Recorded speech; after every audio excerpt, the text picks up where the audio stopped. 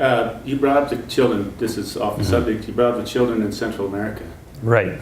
Could you speak a little bit about that? Right. We've been meeting about it here in the diocese. I think we have kind of a threefold way that we'd like to address the problem. First of all, the children are here, and Jesus, in terms of his outreach, was always good to the children. Suffer the little children to come unto me. We know also the story of the Good Samaritan, that he bound up the wounds and took care of that individual right on the spot. So the people are here. We have to receive them with compassion and understanding and make sure that all of their rights are really honored and that they're taken care of, and to show they've gone through wretched times through this coming up, and we don't want to add to that, to their trauma.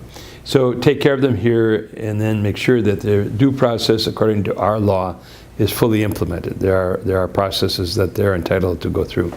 So wherever they are in the United States, we have to, exert compassion, understanding. Secondly, I think we're called to look at the whole issue of immigration. And again, it's a question that's come up time and time again. And unfortunately, it becomes a little bit of a political football. But what has been proposed by President Obama and also the Congress, which really came together in the Senate, is very similar to what President Reagan implemented when he was president. It's almost the same identical thing that President Bush proposed before he left office. So there is, embedded within this whole presentation, bipartisanship, but it's off kilter for whatever reason.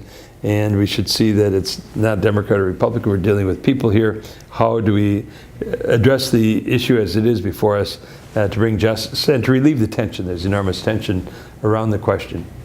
And thirdly, then, we need to, we can build a wall down across, I think they're talking something like a 2,000-mile wall down between Mexico and the United States, but it might, like in Gaza, have 2,000 tunnels too. You never know that the people are not going to, they're going to be a little bit resilient. So we have to look at the root causes of this.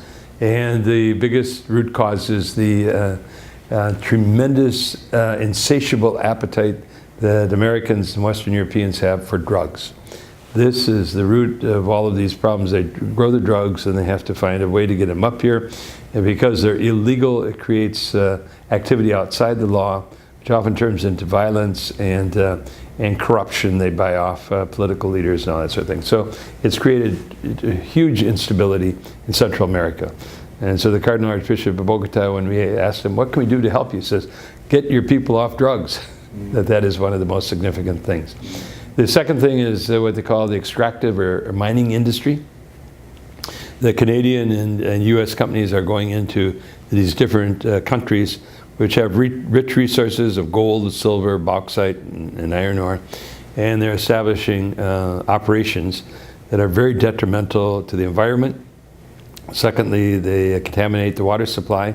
Again, they go in and buy off the local government so that they can come in there and do these things and provide very little benefit at all for the local citizens, that they become miners, but they catch all sorts of disease as a result. It's a really, an operation that is detrimental. And then thirdly, I think that we have to look at CAFTA again, Central African Free Trade Agreement. How has that come out? What I am told is that it's very detrimental on the small subsistent farmer. Well, if we're going to help the economy, how do we replace that livelihood, or how do we take a look at that, and how is that incorporated so that the benefit is not only seen from what we can export, which is good, but how is it really an equal thing that's lifting up those people? Perhaps even sounds, un-American to say how maybe it might even help them a little bit more than it helps us. How do we look at that? Because if those long-term resolutions occur, then some of the issues will disappear, because my visits there say that the people don't want to leave. They would like their situation, but they're forced to because of current circumstances. And so it's out of desperation again that they come here.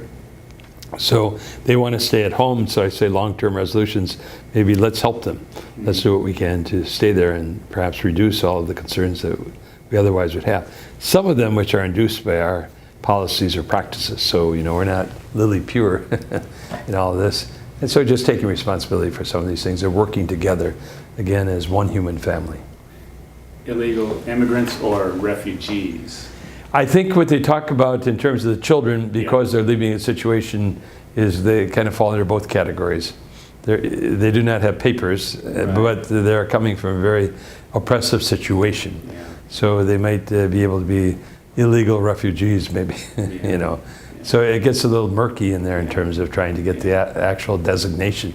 But at any rate, while they're here and they're among us, we have to treat them fairly. And they have a right and a process that's established by law in the United States that must be fully respected. So we have to look at all those issues, plus the horrendous situations they're coming from. So all of them are kind of intertwined and interrelated.